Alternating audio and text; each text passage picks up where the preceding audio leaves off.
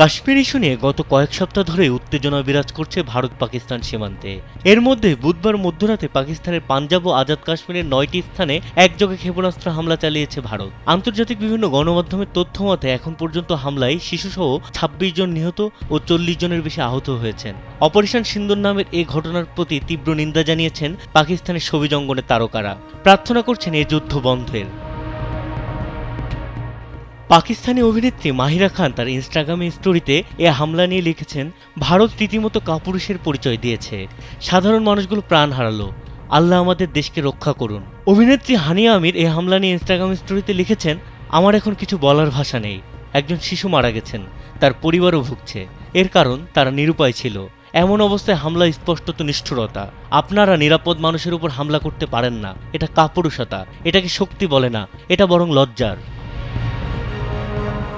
এছাড়া অভিনেতা ফাওয়াদ খান সহ আরও অনেক তারকাই ভারতের এই হামলা বন্ধে কণ্ঠ তুলেছেন, কামনা করেছেন নিহতদের আত্মার মাগফিরাতের।